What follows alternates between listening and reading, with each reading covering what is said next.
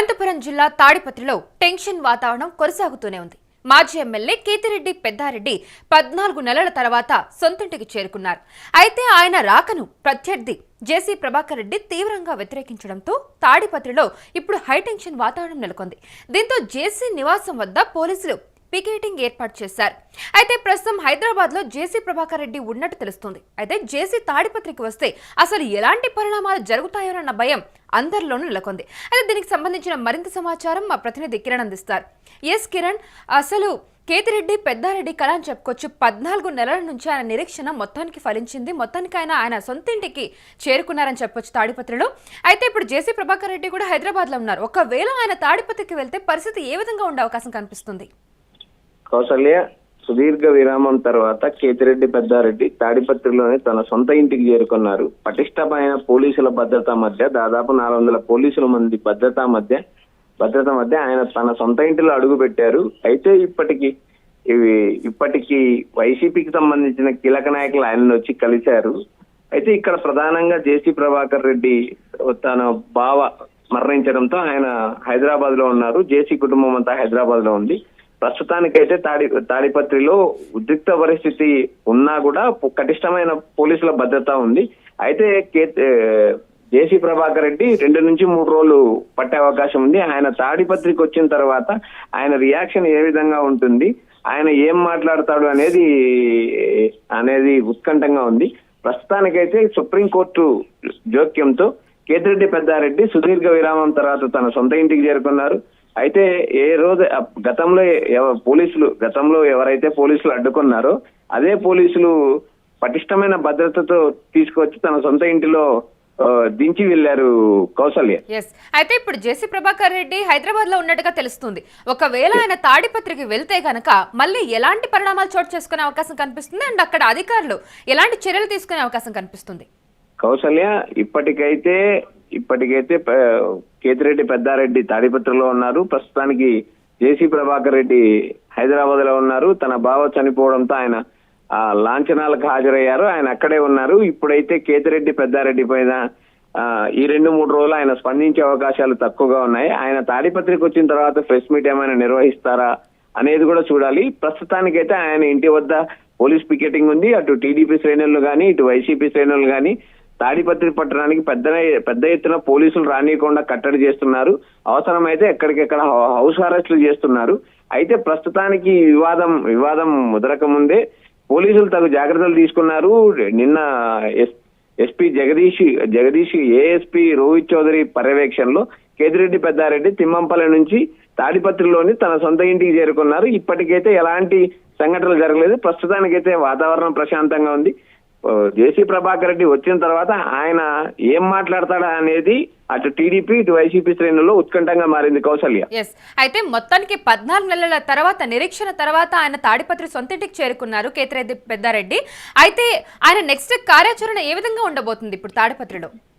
కేతిరెడ్డి పెద్దారెడ్డి సుదీర్ఘ విరామం తర్వాత ఆయన తాడిపత్రిలో తన సొంత ఇంటికి చేరుకున్నారు. అయితే ఈ 14 నెలల కాలంలో జేసీ ప్రభాకర్ రెడ్డి ఇబ్బంది పెట్టిన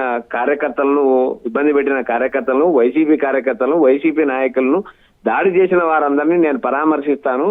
వైసీపీ పార్టీ నిర్వహించే ప్రతి కార్యక్రమంలో పాల్గొంటాను. ప్రజలకు అండగా ఉంటాను. తాడిపత్రి ప్రజలు నాకు ఓట్లేశారు. నన్ను కావాలని పోలీసులు అడ్డుకోవడంతోనే నేను తిమ్మంపల్లిలో గడపాల్సిన పరిస్థితి వచ్చింది. అయితే ఎట్టకేలకు నేను సుప్రీంకోర్టుకి వెళ్ళాను. సుప్రీంకోర్టు నాకు న్యాయం చేసింది. పోలీసులు ఏమైతే ఇన్స్ట్రక్షన్స్ ఇస్తారో వాటిని నేను పాటిస్తాను, తూచా తప్పకుండా పాటిస్తాను అని చెప్పి ఆయన ఎస్పీ జగదీష్ కి లేఖ ద్వారా వివరించారు. ఎస్పీ గారు 5వ తేదీ తర్వాత మీరు తాడిపత్రికి ఏ రోజైనా వెళ్ళొచ్చని ఆయన లేఖ రాయడంతో నిన్న 6వ తేదీ ఉదయం తిమ్మంపల్లి నుంచి ఆయన తాడిపత్రిలోనే తన సొంత ఇంటికి చేరుకున్నారు. ప్రస్తుతానికి వాతావరణం ప్రశాంతంగా ఉంది. జేసీ ప్రభాకర్ రెడ్డి హైదరాబాద్ లో ఉండడంతో తాడిపత్రిలో ఎలాంటి ఉద్రిక్త పరిస్థితులు ప్రస్తుతానికి జరిగే అవకాశం లేదు. ఒకవేళ జరుగుతాయి అనుకున్నా కూడా పోలీసులు తగు భద్రతలు తీసుకున్నారు, జాగ్రత్తలు తీసుకున్నారు. నిన్న పెద్దారెడ్డి వచ్చే టైంలోనే కీలక నాయకులను ఎవరిని కూడా తాడిపత్రి పట్టణంలోకి ఎంటర్ కాకోకుండా పోలీసులు ముందస్తు జాగ్రత్తలు తీసుకుని దాదాపు 400 మంది పోలీసులు పటిష్ట భద్రతతో తాడిపత్రికి కేతిరెడ్డి పెద్దారెడ్డి తీసుకొచ్చి తన సొంత ఇంటిలో సొంత ఇంటి వరకు తెచ్చి సొంత ఇంటిలో దించి పోలీసులు వెళ్ళిపోవడం జరిగింది. అయితే పోలీసులు పట్టణ వ్యాప్తంగా దాదాపు 400 మంది పటిష్టమైన భద్రత తీసుకున్నారు. పోలీసులు ఎలాంటి అవాంఛనీయ సంఘటనలు జరగకుండా జాగ్రత్తలు తీసుకున్నారు. కౌసల్య, అయితే కేతిరెడ్డి పెద్దారెడ్డి ఇంకా ఎంతకాలం అక్కడ ఉండే అవకాశం కనిపిస్తోంది తాడిపత్రిలో? కేతిరెడ్డి పెద్దారెడ్డి తన సొంత నియోజకవర్గము, తన సొంత ఇల్లు ఉంది. ఆయన ఆ నియోజకవర్గానికి వైఎస్ఆర్సీపీ ఇన్ఛార్జ్ గా ఉన్నారు. గతంలో ఆయన 2019లో అక్కడ నుంచి పోటీ చేసి ఎమ్మెల్యేగా గెలిచారు. 2024 ఎన్నికల్లో ఆయన ఓడిపోయారు. ప్రస్తుతం ఆయన తాడిపత్రిలో నివసిస్తారు. తాడిపత్రి నియోజకవర్గంలో వైసీపీ కార్యకలాపాలు పర్యవేక్షిస్తారు. తన పార్టీ కార్యకర్తలకు అండగా ఉంటారు. ఆయన వైఎస్ఆర్సీపీ నిర్వహించే ప్రతి కార్యక్రమంలో పాల్గొంటారు. ఆయన పెద్దారెడ్డి రెండు నియోజకవర్గాల్లో ఆయన పర్యటిస్తూ ఉంటారు. ఎందుకంటే ఆయన ఉండే సొంత ఊరు తిమ్మంపల్లి సింగమల నియోజకవర్గంలో ఉంది. సింగమల నియోజకవర్గంలో ఆయనకు 2 మండలాల్లో బలం ఉంది. అయితే ఇక్కడ తాడిపత్రి నియోజకవర్గానికి మాజీ ఎమ్మెల్యేగా ఉన్నారు. ఆ 2 నియోజకవర్గాల్లో వారి బలం ఉంటది. అంతేకాకోకుండా వీరి తమ్ముడు ధర్మవరం మాజీ ఎమ్మెల్యే కేతిరెడ్డి వెంకటరామరెడ్డి కూడా ఉన్నారు. ఓవరాల్ గా ఉమ్మడి అనంతపురం జిల్లాలో దాదాపు 3 నియోజకవర్గాల్లో వీరి ప్రాబల్యం ఉంటుంది. 3 నియోజకవర్గాల్లో వీరి హవా ఉంటది. వీరు 3 నియోజకవర్గాల్లో పర్యటిస్తుంటారు, కోఆర్డినేషన్ చేసుకుంటూ ఉంటారు. కౌసల్య, అయితే ఇప్పుడు బేసిక్ గా కేతిరెడ్డి పెద్దారెడ్డి ఎప్పుడైతే తాడిపత్రికి వెళ్ళాలి అని అనుకున్నప్పుడే జేసీ ప్రభాకర్ రెడ్డి అడ్డుకుంటూనే ఉన్నారు. అయితే మొత్తానికి ఇప్పుడు ఆయన సొంత ఇంటికి చేరుకున్నారు తాడిపత్రి నియోజకవర్గంలో.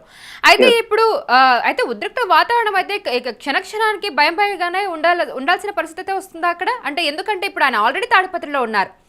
ఇంకా ఫర్దర్ గా ఎలాంటి వాతావరణం కనిపించే అవకాశం ఉంది తాడిపత్రిలో? కౌసల్య, జేసీ ప్రభాకర్ రెడ్డి నిత్యం ఏదో ఒక వివాదం రాజేస్తూ ఉంటాడనేది అటు మీడియా గానీ ఇటు పోలీసులకు గానీ తెలిసిన విషయమే. కానీ సుప్రీంకోర్టు ఆదేశాలు ఉన్నప్పుడు, సుప్రీంకోర్టు క్వశ్చన్ చేసినప్పుడు చట్టాన్ని చేతిలోకి తీసుకోవడానికి ఎవరికి అధికారం లేదు. ఎవరైతే ఇప్పుడున్న పోలీసులు గతంలో నన్ను అడ్డుకున్నారని ఏదైతే కేతిరెడ్డి పెద్దారెడ్డి ఆరోపణలు చేశారో, ఇప్పుడు అదే పోలీసులు సుప్రీంకోర్టు ఆదేశాలతో కేతిరెడ్డి పెద్దారెడ్డికి భద్రత కల్పించి తన సొంత ఇంటిలో దించి పోలీసులు వెళ్లడమే కాకుండా ఆయన ఇంటి చుట్టూ పటిష్టమైన భద్రత ఉంది. జేసీ ప్రభాకర్ ఇంటి చుట్టూ పోలీసులు పటిష్టమైన భద్రత ఏర్పాటు చేశారు. పోలీస్ పికెటింగ్ కూడా పెట్టారు. ఎక్కడైతే సుప్రీంకోర్టు జోక్యం చేసుకున్న తర్వాత మరోసారి జేసీ ప్రభాకర్ రెడ్డి తన సహజ శైలిని ప్రదర్శిస్తారని చెప్పలేని పరిస్థితి. ఎందుకంటే సుప్రీంకోర్టు అనేది దేశంలో అత్యున్నతమైన వ్యవస్థ. ఆ వ్యవస్థ చెప్పిన ప్రకారమే అటు పోలీసులు గానీ ఇటు నాయకులు గానీ నడిచే అవకాశాలు ఎక్కువ ఉంటాయి. ఎందుకంటే ఇక్కడ పోలీసులు సుప్రీంకోర్టు ఆదేశాలు తూచా తప్పకుండా పాటించాల్సిన పరిస్థితి ఉంది. ఎందుకంటే కేతిరెడ్డి పెద్దారెడ్డి తన సొంత ఇంటికి వెళ్ళడానికి పోలీసులకు వచ్చిన ఇబ్బంది ఏంటి, ఎందుకు అడ్డుకుంటున్నారని సుప్రీంకోర్టు తీవ్ర ఆగ్రహం వ్యక్తం చేయడంతోనే పోలీసులు ఒక మెట్టు దిగి ఎస్పీ జగదీష్ గారు లేఖ రాశారు. సో ఇక్కడ అంతిమంగా సుప్రీంకోర్టు ఫైనల్ గాని ఇక్కడ నాయకులు పోలీసులు ఫైనల్ కాదు.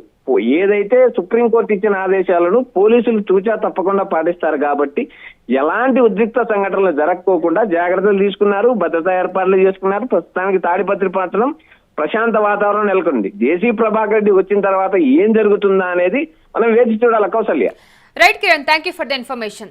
సో అనంతపురం జిల్లా తాడిపత్రిలో టెన్షన్ వాతావరణం ఇంకా కొనసాగుతుందని చెప్పుకోవచ్చు. మాజీ ఎమ్మెల్యే కేతిరెడ్డి పెద్దారెడ్డి 14 నెలల తర్వాత సొంతింటికి చేరుకున్నారు.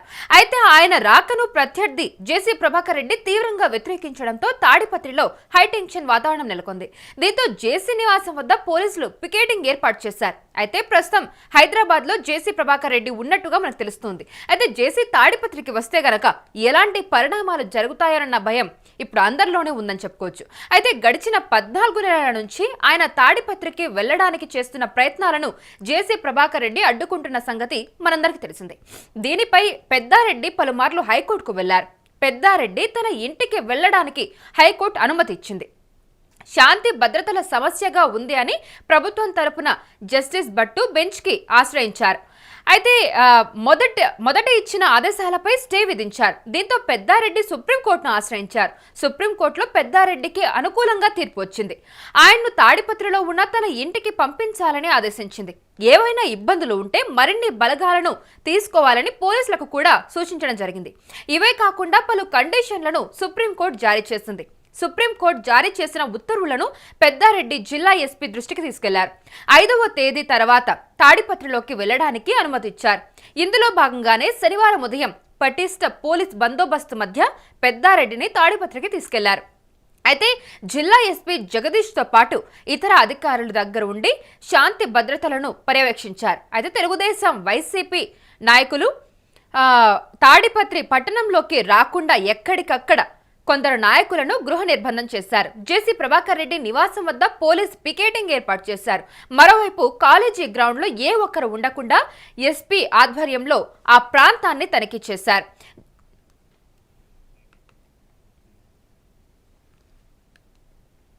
అయితే కేతిరెడ్డి పెద్దారెడ్డి 14 నెలల నిరీక్షణ తర్వాత ఆయన మొత్తానికి ఆయన నియోజకవర్గానికి సొంతింటికి చేరుకున్నారు. అయితే ఆయన వెళ్లిన తర్వాత ఆయనకు సహకరించిన అధికారులకి అలాగే అక్కడ ఎస్పీకి కూడా ఆయన కృతజ్ఞతలు తెలపడం జరిగింది. ఆయన ఒకసారి మాట్లాడిన వీడియో ఉంది, అది కూడా మనం చూద్దాం. సుప్రీంకోర్టు పోలీస్ అధికారులకు తెలియజేసి ఈరోజు నా స్వగ్రామం నా నియోజకవర్గమైనటువంటి తాడిపత్రిలో నా ఇంటికి రావడం జరిగింది. నేను ఇక్కడ ఎలాంటి అవాంఛనీయ సంఘటనలు జరగకుండా మా కార్యకర్తల నాయకులకు కూడా భరోసా చేయడం కూడా జరిగింది. మేమైతే పోలీసు అధికారులకు పూర్తి సహకరిస్తాం. మా గుండా కానీ మా నాయకుల గుండా కానీ మా కార్యకర్తలు మా సానుభూతి పరుల గుండా ఎలాంటి దాడులు కానీ ఎలాంటి సమస్యలు కూడా వచ్చినా కూడా పోలీసు అధికారులకు తెలియజేయడం తప్ప మేము చేసేది ఏం లేదు. ఎందుకంటే ప్రతిపక్షంలో ఉన్నప్పుడు ప్రతిపక్ష పాత్ర అయితే నేను పూర్తిగా పాటిస్తాను. ఏంటంటే ఎక్కడ దౌర్జన్యాలు జరిగినా ప్రభుత్వం ఈ స్కీముల పైన కానీ ఈ చంద్రబాబు రీకాల్ కానీ ప్రతి గ్రామంలో తిరిగి ప్రతి ఒక్కరితో కూడా గతంలో నేను ఎమ్మెల్యేగా ఉన్నప్పుడు ఏ విధంగా తిరిగి ప్రతి ఇంట్లో కూడా నేను మాట్లాడడం జరిగిందో అదే విధంగా మళ్ళీ తిరిగి కూడా చేస్తాను. ఇప్పుడు కొంతమంది నన్ను కింద వచ్చేటప్పుడు కూడా అడిగినారు మున్సిపాలిటీలో ఈ డ్రైనేజీలు చెత్త పైన. నేను ఇంకా చూడలేదు, చూసిన తర్వాత నేను ఎట్లా తిరుగుతా కాబట్టి ఇంకా 10 రోజుల్లోనూ 15 రోజుల్లోనూ తిరిగినప్పుడు దానిపైన కూడా క్షుణ్ణంగా కూడా నేను మాట్లాడతాను. ఇంకా కూడా ఈ 15 నెలల్లో మా కార్యకర్తల మీద దాడులు జరిగిన వాళ్ళ ప్రతి ఇంటికి కూడా పోయి నేనే వాళ్ళ ఇంటి దగ్గర కూర్చొని విషయాలు కనుక్కొని ఓదార్చడం కూడా జరుగుతుంది. ఓదార్పిస్తాం, మనోధైర్యం కూడా వాళ్ళకు చెప్తాము. తిరిగి పార్టీ కార్యక్రమాల్లో కూడా పాల్గొంటారు. ఇప్పుడు కూడా మళ్ళా కూడా పాల్గొని చురుగ్గా పాల్గొనాలనేది చెప్తాం. ఏంటంటే అధికారంలో ఉన్నప్పుడు ప్రతి ఒక్కరు కూడా చేసే పరిస్థితి వేరు, ప్రతిపక్షంలో పోరాటాలు చేసేది వేరు. అందులో ఇట్లా కాన్సెన్స్లలో చేయాలంటే చాలా కష్టంగానే ఉంటుంది. నేనేం కాదని చెప్పడం కానీ మాకైతే తప్పదు. పోరాటం అనేది మాకు మా నాయకుడు కానీ స్వర్గీయ రాజశేఖర్ గారు కానీ మాకు అది వెన్నుతో పుట్టిన విద్య. నేను అధికారంలో ఉండేది 10-12 సంవత్సరాలే. నా జీవితకాలం అంతా నేను ప్రతిపక్షంలోనే ఉండా. అధికార పార్టీ వాళ్ళు అనుకోవచ్చు ప్రతిపక్షంలో ఉన్నాడు తొక్కేస్తామని. నాకు అధికారమైనా ప్రతిపక్షమైనా సమానంగానే చూస్తా. అందువల్ల ఎవరు ఆలోచన చేయాల్సిన అవసరం లేదు. వైఎస్ఆర్సీపీ శ్రేణులు కానీ లీడర్లు కానీ కార్యకర్తలు కానీ సానుభూతులు కానీ ప్రతి ఒక్కరికి కూడా ప్రతిసారి ప్రతిరోజు ఇప్పుడు కూడా నాకు ఫోన్ చేసినప్పుడల్లా మీకు అందుబాటులోనే ఉంటున్నా, అధికారులతో మాట్లాడుతున్నా. తిరిగి కూడా నేను ఒక 5-6 రోజులు పోతే నేను తాడిపత్రిలోనే ఇక్కడే ఉంటా. గతంలో ఉన్నట్లే మీరు వచ్చి మీ సమస్యలతో నేను భాగం పంచుకుంటా. ఎవరు కూడా ఆధారపడాల్సిన అవసరం లేదు అని మీరు అసాంఘిక కార్యక్రమాలకు పాల్గొనకూడదు అనేది కూడా మీ ద్వారా కూడా తెలియజేయడం. పెద్ద సంఖ్యలో కార్యకర్తలు వచ్చే అవకాశం కార్యకర్తలకు అందరికీ చెప్పడం జరిగింది. ఈ 2-3 రోజులు రావాకండి. మనకు కూడా హైకోర్టు సుప్రీంకోర్టు గైడ్లైన్స్ అదే విధంగా ఉంది. 50-60 మందికి మించి రాకూడదు అనేది.